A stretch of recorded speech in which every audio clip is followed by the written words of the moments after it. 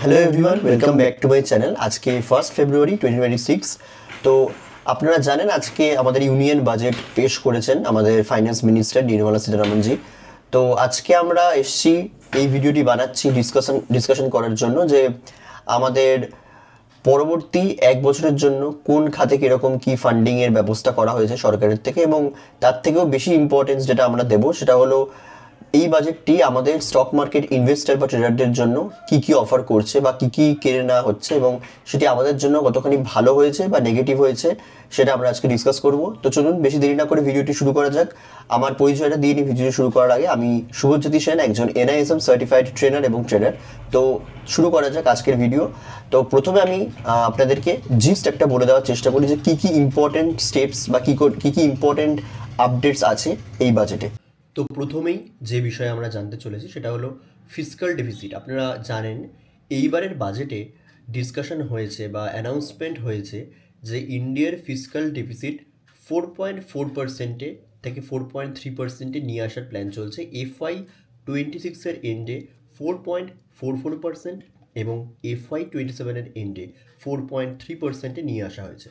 তো এই কথাটা আপনারা হেডলাইন্সে শুনছেন। তো ফিসকাল ডেফিসিট কী সেটা জানার জন্য আমি ডেসক্রিপশনে একটি ভিডিও লিঙ্ক দিয়ে দেবো আমার চ্যানেলের, সেটা আপনারা দেখতে পারেন।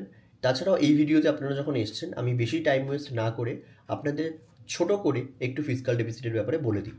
তো ধরে নিন আপনি ইনকাম করেন প্লাস 100 টাকা ইনকাম করেন প্লাস আপনি লোন নেন 20 টাকার। তো আপনি টোটাল এক্সপেন্ডিচার কিন্তু 120 টাকারই করতে পারবেন, কেননা 100 টাকা আপনার ইনকাম ছিল, এবার আপনার 20 টাকা লোন নিয়েছেন। তো টোটাল আপনার ইনকাম প্লাস ধার মিলে আপনার কাছে 120 টাকা আছে।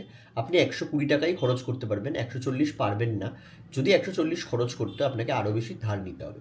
কিন্তু গভর্নমেন্টের ক্ষেত্রে কী হয়, গভর্নমেন্টের মানি প্রিন্টিংয়ের একটা মেকানিজম থাকে। তো সেই বিষয়ে আমরা এখন যাচ্ছি না যে মানি প্রিন্টিংয়ের জন্য কী হয়, ইনফ্লেশন হয়, কেন হয়, সেগুলো আমি যাচ্ছি না। সেই ভিডিওতে আছে, আপনারা ডিটেলে ওখানে দেখতে পারবেন। এখনের জন্য এটুকু বুঝে নিন যে গভর্নমেন্টের যে ইনকাম সোর্সেস আছে, মানে গভর্নমেন্ট তো আমাদের মতন জব করছে না, গভর্নমেন্ট ট্যাক্স কালেক্ট করছে, জিএসটি, এক্সাইজ ডিউটি, প্লাস তাদের বিভিন্ন রেভিনিউ সোর্সেস আছে, সেখানের থেকে বিভিন্ন মানে তাদের মানে বন্ড ইস্যু করছে বা ভেরিয়াস জায়গা থেকে তারা টাকা মানে মার্কেট থেকে তুলছে। এই যে প্রত্যেকটা ইনকাম সোর্স, এই ইনকাম সোর্স বা রিসিভেবল সোর্স, সেই জায়গা থেকে যে রিসিভ করছে টাকাটা, তার থেকে যখন এক্সপেন্ডিচার বেশি হয়ে যাচ্ছে তখনই কিন্তু ফিসকাল ডেফিসিট দাঁড়াচ্ছে। তো অনেকে আগে মানে আপনারা শুনে থাকবেন যে ফিসকাল ডেফিসিট বেড়ে যাচ্ছে, মানে ডেফিসিট ফাইন্যান্সিংয়ের কনসেপ্টটাই পুরো আলাদা কনসেপ্ট। তো ডেফিসিট থাকবে গভর্নমেন্টে, সেটা খুব একটা প্রবলেম নয়। তো সেটা আমাদের দেখতে হবে যে কত লিমিট অবধি থাকছে। তো এখানে যেটা ডিসকাশন করা হচ্ছে সেখানে ডেফিসিটটা কমানোর চেষ্টা চলছে। তো সেটা কিন্তু একদিক দিয়ে খুব ভালো জিনিস, এবং যেটা বলা হচ্ছে যে এই ফিসকাল ডেফিসিট যদি মেনটেন করা যায় তাহলে ইন্ডিয়ার ডেট টু জিডিপি যে রেশিওটা আছে সেটা কিন্তু 55%-এর আশেপাশে বা তার নিচে চলে আসার একটা মেজর চান্স দেখা যাচ্ছে নেক্সট 1 থেকে 1.5 বছরের মধ্যে। এতে করে কি হচ্ছে, এই যে কম ডেট টু জিডিপি রেশিওটা মেনটেন করা, সেটা কিন্তু যত কম হবে তত ভালো। সেক্ষেত্রে আমরা দেখতে পাচ্ছি গ্লোবাল যে টার্মোইল যে সিচুয়েশন চলছে, আমেরিকা বা অন্য দেশে যে জিও পলিটিক্যাল ইস্যুগুলো চলছে, এছাড়া ট্যারিফ রিলেটেড যেসব নিউজ আসছে, তার মধ্যে দাঁড়িয়ে ইন্ডিয়া যে এই ডেফিসিটটা কমানো এবং ডেট টু জিডিপি রেশিওটাকে হোল্ড করে রাখার কথা ভাবছে, এটাও কিন্তু একটা বড় পদক্ষেপ আমাদের ইকোনমির জন্য। এর সাথে একটা জিনিস আপনাদের সাথে ডিসকাস করে নিই, সেটা হচ্ছে এফএনও ট্রেডিং, মানে ফিউচার্স অ্যান্ড অপশনসের ট্রেডিংয়ের জন্য আমি জাস্ট এখানে দেখে নিচ্ছি, অ্যামাউন্ট আমার এখানে বাজেটে খোলা আছে। 0.02% থেকে 0.5% করা হয়েছে ফিউচার্সের এসটিটির ব্যাপারে আমি বলছি। আর আরেকটা হচ্ছে অপশনসের প্রিমিয়ামের ওপরে 0.15% পর্যন্ত কিন্তু এসটিটি হাইক করা হয়েছে, মানে 0.15% পর্যন্ত। এবার আমি বলে দিই, এসটিটি মানে হলো সিকিউরিটিজ ট্রানজ্যাকশন চার্জেস, ঠিক আছে, ট্যাক্সেস। এবার কথা হচ্ছে এটা কিন্তু লং টার্ম ইনভেস্টমেন্টের জন্য করা হচ্ছে না, এটা একমাত্র ফিউচার্স অ্যান্ড অপশনসের ওপরই লাগু করা হয়েছে। এবার এটা কেন করা হয়েছে, তো ফাইন্যান্স মিনিস্টারকে জিজ্ঞেস করা হয়েছিল, মানে তিনি একটি প্রেস কনফারেন্স করেন, তখনও বলেছেন এবং উনি আগেও বলেছেন। সেখানে মানে ওনাদের যে চিন্তাধারা যেই অনুযায়ী ওনারা এগোচ্ছেন, সেটা হলো ওনারা বলছেন এই যে ফিউচার্স অ্যান্ড অপশনসে ডেলি যে ভলিউম বাড়ছে, মানে নর্মাল ক্যাশ মার্কেটে যা ভলিউম তার থেকে তো অপশনসে বেশি ভলিউম থাকেই, কিন্তু এক্সেসিভলি যেভাবে বাড়ছে, ঠিক আছে, আমাদের জিডিপি যে হারে বাড়ে সে তার একটা রেশিও বার করা দেখা গেছে যে হিউজ হিউজ পরিমাণে লোক অবশ্যই টাকা লাগাচ্ছেন এবং অপশানসে তাদের বেসিক নলেজ নেই, ঠিক আছে? বেসিক নলেজ নেই বলতে তাদের গ্রিক্স কীভাবে কাজ করে, কীভাবে পজিশন ম্যানেজ করতে হয়, হেজিং কীভাবে কাজ করে, তাদের কোনো আইডিয়া নেই এবং তারা এখানে গিয়ে এফএনওতে কাজ করছেন এবং স্পেকিউলেশন করছেন। তো স্পেকিউলেশন করার থ্রুতে অনেক লোকের কিন্তু লস হচ্ছে এবং সেজন্যই তারা এটাকে কার্ভ করার জন্য বা কমানোর জন্য এই এসটিটি কিন্তু হাইক করেছে ফিউচার্স অ্যান্ড অপশানসে। এবার আমি এটাতে খুব একটা খারাপ কিছু দেখছি না, কারণ দেখুন আমাদের যারা মিডল ক্লাস ফ্যামিলিতে বিলং করি তাদের একটা ধারণা থাকে যে আমাদের স্টক মার্কেটে গিয়ে রোজ কিছু না কিছু করতে হবে। তো মানে যারা নতুন মার্কেট আছে তাদের কথা বলছি, তারা কীভাবে রোজই এখানে ইনকাম করবো, অপশানসে কাজে টাকা লাগাবো এরকমভাবে ভেবে নেয়, কারণ তারা অফিস থেকে ভাবছে একটা টাকা ইনকাম আসছে, এখান থেকে আমি খুব ইজিলি এটা ইনকাম করে নিই। তো আমাদের কিন্তু এভাবে মিডল ক্লাসদের এভাবে গিয়ে স্টক মার্কেটে গ্যাম্বলিং করার মানে হয় না। তারা অপশানসও যদি করেন তাদের প্রপার নলেজ নিয়ে করা উচিত, ঠিক আছে? এবং বেশিরভাগটাই তাদের লং টার্ম ইনভেস্টমেন্টেই কিন্তু মন দেওয়া উচিত, কারণ তাদের একটা ডেলি কাজ সামলাতে হচ্ছে, অফিস করতে হচ্ছে। তো সেই কাজ সামলে অপশানসে কাজ করাটা তাদের পক্ষে, তারা যে স্ট্র্যাটেজি ইউজ করে সেটা কিন্তু একটু প্রবলেমেটিক। যদিও আমরা ডিফারেন্ট কিছু স্ট্র্যাটেজি ইউজ করি, সেটা আমাদের যখন ক্লাসের কথা আমি বলবো পরে ভিডিওতে, আমি তখন বলবো, এখন আমি সেটা ইনক্লুড করছি না। কিন্তু অপশানসে কাজ করার যে ওয়েটা সেটা রিটেলাররা কিন্তু ফলো করে না এবং তার জন্য আমার মনে হয় এই ডিসিশনটা খুব ভালো। এবং তাতেও যদি আপনারা দেখেন, যদি যারা বাজে বলছেন, এই যে এসটিটির অ্যামাউন্টটা যেটা হয়েছে সেটা কিন্তু বিশাল কিছু মানে প্রবলেম হবে না, কেননা যে মোটামুটি ধরে নিন 2 লাখ 3 লাখ বা আমি ধরে নিচ্ছি 1 লাখের টাকা দিয়ে ট্রেড করছে অপশানসে, তার মাসের শেষে মোটামুটি যদি সে 20 দিনই ট্রেড করে, ঠিক আছে, 20 দিন বা 22 দিন ট্রেড করে, তার হলিডে বাদ দিলে 20 দিনই আমি ধরে নিচ্ছি, ঠিক আছে? তো 20 লাখসের মতন সে টার্ন ওভার জেনারেট করছে, টার্ন ওভার, রাইট? এবারে যদি সে 20 লাখস টার্ন ওভার জেনারেট করে, তাহলে আমাদের হিসাবটা দাঁড়াচ্ছে 0.05%। তো 0.05% যদি 20 লাখসের আমরা বার করি, 1% আমার দাঁড়াচ্ছে হলো 20 লাখের 1% আমার দাঁড়াচ্ছে হলো 20,000 টাকা। এবং যদি 0.5%-এ যাই তাহলে ওটা আসছে হলো মানে 10,000 টাকা। এবার এটা এখানে আসছে কিন্তু 0.05, এটা আমাদের মাথায় রাখতে হবে, 0.05% করা হয়েছে। তো 10,000-এর থেকেও আপনি আরও মানে কমে চলে আসছেন। তো পুরো মাসে আমার যে ইনক্রিজটা হচ্ছে সেটা কিন্তু মোটামুটি 1 লাখ টাকা দিয়ে ট্রেড করলে আপনি বলতে পারেন, আমি হিসাব করে যেটা দেখছিলাম ক্যালকুলেশন করে, মোটামুটি পার ডে বা মানে পার ডে অনুযায়ী যদি একটা বা দুটো ট্রেড করা হয়, তাহলে ওভারঅল আপনার কস্টে 100 থেকে 150 টাকা ফিউচার্সে আপনার বাড়ছে, অপশানসে সেটাও বাড়ছে না, ঠিক আছে? বিশাল কিছু কিন্তু মানে চেঞ্জেস আসছে না, ঠিক আছে? যেটা মনে হচ্ছে ওরকম আপনি পার্সেন্টেজে ক্যালকুলেট করে দেখবেন। যারা এবার ওভার ট্রেডিং করে, বারবার ট্রেড করে, তাদের জন্য কিন্তু এটা একটু পেনাল্টি মনে হবে। তো ওভারঅল আপনার পুরো মানে মান্থে দেখা গেলে একটা 1200 থেকে 1500 টাকার ওভারঅল এক্সট্রা খরচা আসছে, যেটা 1 লাখ টাকা দিয়ে ট্রেড করলে আমি বললাম এক্সাম্পলে। এতে করেও কিন্তু মানে আমার যেটা মনে হয় এটা করা হয়েছে ভালোর জন্য, কিন্তু যারা গ্যামলিং করছেন বা গ্যামলিংয়ের নেশায় চলে গেছেন, তাদের কিন্তু 1400 টাকা বাড়িয়ে আটকানো যাবে না, কেননা তারা এখানে ডেলি কাজ করতে বা ডেলি গ্যামলিং করতে আসেন, ডেলি কাজ করতে আসছেন না। তাদের আটকানোটা কিন্তু মুশকিল, কিন্তু যেটা সরকার থেকে পদক্ষেপ নেওয়া হয়েছে আমি সেটাকে অ্যাপ্রিসিয়েট করবো, স্টক মার্কেটে কাজ করেও, ঠিক আছে? তো আপনাদের কি ভিউ এই নিয়ে আপনারা কমেন্টে জানাতে পারেন। আমি এবার নেক্সট পার্টটা একটুখানি এগিয়ে যাই। এবারে যে পার্টটি নিয়ে আমরা ডিসকাশন করছি সেটা হলো ম্যানুফ্যাকচারিংয়ের ওপর কিন্তু গভর্নমেন্ট বারবার করে অনেকটাই এমফাসিস দেওয়ার চেষ্টা করছেন। তো কী কী ব্যাপারে ওনারা মনোযোগ দিয়েছেন বা কী কী ব্যাপারে ওনারা ফোকাস করেছেন সেটা একটুখানি আমাদের কাছে লিস্ট আছে, আমরা দেখে নিই। সেমিকন্ডাক্টরস মানে টোটাল 7টা ফ্রন্টিয়ার সেক্টরের ওপর তারা থ্রাস্ট দেওয়ার চেষ্টা করেছেন। তার মধ্যে প্রথমে আমরা দেখতে পাচ্ছি সেমিকন্ডাক্টরস আছে, ISM 2.0 যেটার একটি প্রকল্প, এবং বায়োফার্মার ওপর যে শক্তি প্রকল্পটা আছে, ইলেকট্রনিক্সের ওপর 40,000 crore আউটলে, এবং টেক্সটাইলসের ওপর, এবং রেয়ার আর্থ যে করিডোরসগুলো আছে সেটা নিয়ে আমি একটা ভিডিও বানাবো, আপনাদের যদি ডিটেলস ইন্টারেস্ট থাকে রেয়ার আর্থ করিডোরের ওপর, এটার ব্যাপারে একটি ভিডিওতে আলোচনা করলে অনেকটা বড় হয়ে যাবে। এছাড়া কেমিক্যালসের ওপর 3টে নতুন পার্কস, এবং ফুটওয়্যার অ্যান্ড লেদারের ওপর প্রায় 20 লাখ জবস এর কারণেও কিন্তু হয়ে যেতে পারে আপকামিং ইয়ার্সের মধ্যে, এবং সেটার ব্যাপারেই কিন্তু বলা হয়েছে বাজেটে। তো ওল্ড ইন্ডাস্ট্রিগুলো যেগুলো আছে, ইন্ডাস্ট্রিয়াল ক্লাস্টারগুলোকে কিন্তু রিভাইভ করা হবে, এই বিষয়ে কিন্তু বলা হয়েছে বাজেটে। আমাদের ফাইন্যান্স মিনিস্টার কিন্তু এগুলোর উল্লেখ করেছেন।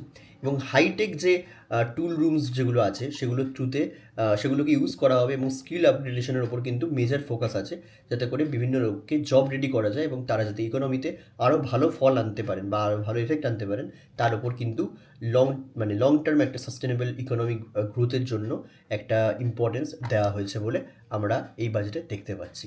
এছাড়া আমরা দেখতে পাচ্ছি ক্লাউড ডেটা সেন্টার্সের জন্য কিন্তু ট্যাক্স হলিডে ডিসকাস মানে আগে ডিসকাশন ছিল এটা, ট্যাক্স হলিডে মানে অ্যানাউন্সমেন্ট করা হয়েছে 2047 অবধি। তো ট্যাক্স হলিডে জিনিসটা কিছুই না, একটা স্পেসিফিক সেক্টরে কাজ করার জন্য গভর্নমেন্ট ফরেন ইনভেস্টরদের অনেক সময় বা ফরেন কোম্পানিজরা তাদেরকে কিন্তু মানে কিছু এক্সেমশন দিয়ে থাকে। যেমন আমরা এখানের ক্ষেত্রে বলতে পারি যে ডেটা সেন্টার যারা ক্লাউড সার্ভিস প্রোভাইড করছে ইন্ডিয়ান ডেটা সেন্টারের ক্ষেত্রে, ফরেন কোম্পানিজ যেগুলো এখানে বাজেটে মেনশন আছে যে foreign companies providing cloud services using Indian data centres, সেটাকে কিন্তু গভর্নমেন্ট থেকে ছাড় দিয়েছে। এটা কিছুই না, একমাত্র এই কারণেই করা হয় যাতে ফরেনের ইনভেস্টমেন্ট কিন্তু এখানে আসে এবং অনেকটা ইজ আউট করা যায় এই সব সার্ভিসগুলোকে এবং কস্ট কমানো যায়, সেজন্যই কিন্তু এই ডিসিশনটাও নেওয়া হয়েছে। তো এটাও কিন্তু একটা পজিটিভ ডিসিশন বলে আমার মনে হয়। আমরা দেখতে পারবো 7টা হাই স্পিড রেলওয়ে করিডোরস। এরপরেই চলে আসছি ক্যাপিটাল এক্সপেন্ডিচারের কথায়, যেটা এইবারের জন্য ডিসাইড করা হচ্ছে 12.2 লাখ ক্রোডস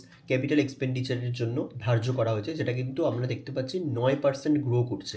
মানে ক্যাপিটাল এক্সপেন্ডিচারের ব্যাপারেও একটু শর্টে বলে দিই, ক্যাপিটাল এক্সপেন্ডিচার মানে হলো রাস্তাঘাট থেকে শুরু করে যে কোনো ইন্ডাস্ট্রিয়াল করিডোর থেকে শুরু করে যে কোনো ব্রিজেস তৈরি করা, ফ্লাইওভার তৈরি করা, যার থ্রুতে ইন্ডাস্ট্রির জন্য ফিউচারে অনেক কাজ করা ইজি হবে বা সেটাকে ফেসিলিটেট করবে। তার মানে আজকের দিনে দাঁড়িয়ে কোনো এক্সপেন্ডিচার হচ্ছে, কিন্তু ফিউচারে সেটা আমার অ্যাসেট হিসেবে কাজ করবে, মানে আমার বাকি অপারেশনসকে কন্টিনিউ বা স্মুথ কন্টিনিউয়েশনের জন্য সেটা হেল্প করবে। তার মানে কি হচ্ছে, আজকের দিনে সেটা এক্সপেন্স, কিন্তু ফিউচারে গিয়ে সেটা আমার কাছে রেভিনিউ জেনারেশনের জন্য অনেকটা হেল্প করছে, তাই জন্য এটাকে ক্যাপিটাল এক্সপেন্ডিচার বলা হচ্ছে। তো এই সব এক্সপেন্ডিচার যত বেশি হবে তত কিন্তু আমাদের ইকোনমির পক্ষে সেটা ভালো। এবং আরেকটা জিনিস আপনাদের বলে রাখি, এই ক্যাপিটাল এক্সপেন্ডিচারের গ্রোথ যত থাকছে তত কিন্তু এমপ্লয়মেন্টেও একটা হেল্প হবে। কারণ যদি কোনো ফ্লাইওভার, কোনো ব্রিজ, কোনো ইনফ্রাস্ট্রাকচার যে কোনো রকমের বিল্ড হয়, কোনো প্লান্ট, মেশিনারিজ, রিনিউয়েবল সোর্সের কোনো কিছু যদি বিল্ড হয়, তাহলে সেখানে লোক হায়ার করতে হবে। লোক হায়ার করতে হলে আলটিমেটলি মানে ইনকাম সোর্স বাড়বে। ইনকাম যদি বাড়ে সেটাই কিন্তু আমাদের ইকোনমিতে আবার রিভলভ করবে টাকাটা, সেখান থেকেই কিন্তু আমাদের ইকোনমি গ্রো করবে, জিডিপি গ্রো করবে। তো ক্যাপিটাল এক্সপেন্ডিচারের যে পার্টটা আমি বললাম সেখানেও যে গ্রোথটা আসছে সেটাও কিন্তু আমাদের পজিটিভ ইকোনমির দিকেই একটা ইন্ডিকেট করছে। আমরা এবার চলে আসছি কিছু প্রোডাক্টসের ওপর বা কিছু কমোডিটিসের ওপরে সরকার থেকে কিন্তু কিছু ট্যাক্স ডিউটি এক্সামশন দিয়েছেন। আমার কাছে লিস্টটা করা আছে, এখানে আমরা দেখতে পাচ্ছি ইভি ব্যাটারি, সোলার গ্লাস এবং এয়ারক্রাফট পার্টস এবং রেয়ার আর্থ মেটেরিয়ালস, এগুলোর ওপরে কিন্তু কিছু কাস্টমস ডিউটি এক্সামশনস দেওয়া হয়েছে, যাতে করে ইম্পোর্টের ওপর যে ভরসাটা রাখা হয় বা ইম্পোর্টের ওপর যে ডিপেন্ডেন্সিটা রাখা হচ্ছে সেটা যাতে কমে। এটা করে মানে যদিও তারা ডোমেস্টিকে যে ম্যানুফ্যাকচারিং করছে সেইগুলোকে একটুখানি বুস্ট দেওয়ার বা ম্যানুফ্যাকচারিংকে পুশ দেওয়ার একটা চেষ্টা সরকারের তরফ থেকে আমরা দেখতে পাচ্ছি। এছাড়া 2 লাখ ক্রোডসের SASCI এর সাপোর্টও কিন্তু দেওয়া হবে স্টেটসগুলোকে। এটা মানে কি, সেটা হলো special assistant two states for capital investment. মানে স্টেটগুলো বিভিন্ন ক্যাপিটাল ইনভেস্টমেন্টে যখন তারা করছে সেগুলোর জন্য কিন্তু 2 লাখ ক্রোডস পর্যন্ত সাপোর্ট দেওয়া হবে বলে এই বাজেটে আমরা অ্যানাউন্সমেন্ট দেখতে পাচ্ছি। অ্যাগ্রিকালচারের জন্যও কিন্তু সুখবর আছে, এই সেক্টরটিকেও কিন্তু গভর্নমেন্ট গুরুত্ব দিয়েছে।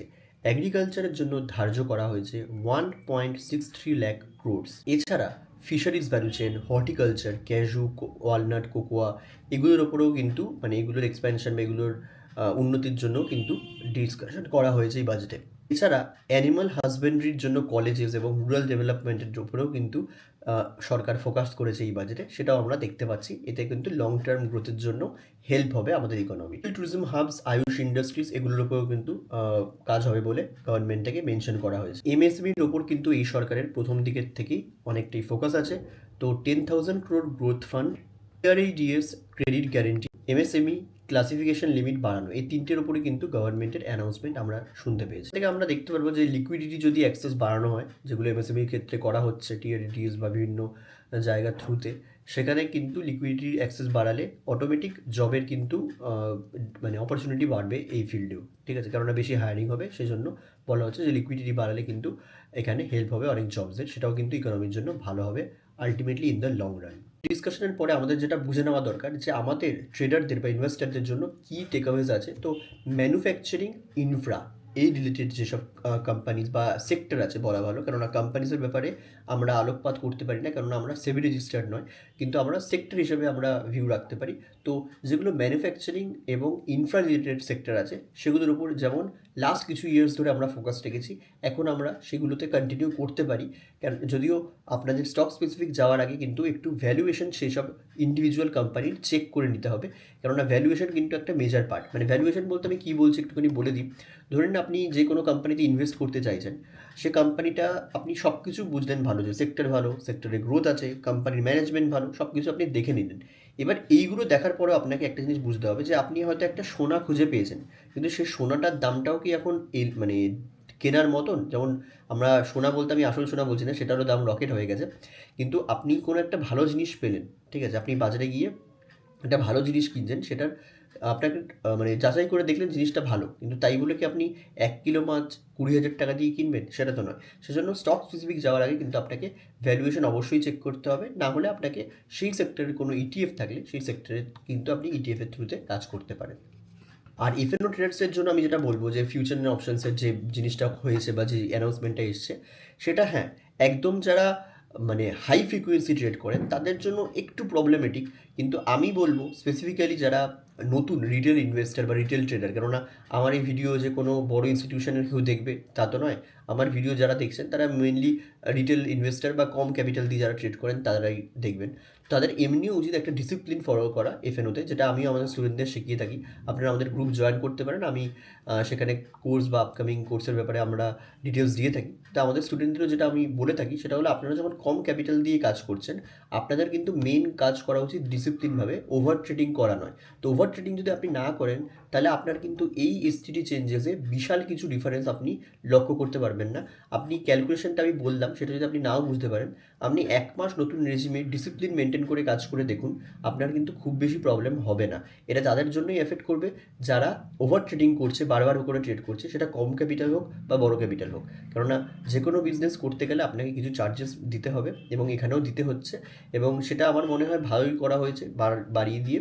এবং আমার খুব একটা কমপ্লেন নেই বাজেট নিয়ে। হ্যাঁ, অবশ্যই ভালো তো করা যেত, অনেক কিছুই আরও এক্সট্রা করা যেত। এআই নিয়েও ডিসকাশন কিছু হয়েছে। এবার ডিসকাশন তো হয়েছে, কিন্তু নতুন যত যত মানে ভালোর তো কোনো শেষ নেই, যত ভালো করা যেত, ইমপ্রুভমেন্ট করা যেত ততই ভালো। কিন্তু আমাদের মার্কেটের জন্য যে খুব একটা খারাপ কিছু হয়েছে তা নয়, ঠিক আছে। এমনিও ইলেকশনের আগে, মেনলি যেটা সেন্ট্রাল ইলেকশন আছে তার আগে যে বাজেটগুলো হয় সেগুলো নিয়ে মেজর এক্সপেকটেশন থাকে। এবার সেরকম মানে দূরেই আছে এখনও ইলেকশন, তো মেজর বিশাল কোনো এক্সপেকটেশনও ছিল না। কিন্তু হ্যাঁ, ইন্টারডেতে মার্কেট ফল করেছে, সেটা ব্যাপারে আমি ডিটেলসে অন্য কোনো ভিডিওতে ডিসকাস করবো। এই ভিডিওটা এমনিও বড় হয়ে যাবে। তো ফলের কারণ হিসাবে আপনারা শুধুমাত্র এসটিডিকেই দায়ী করবেন না, কেননা ওটা একটা মার্কেটের জাস্ট একটা ফল করার একটা বাহানা দরকার ছিল।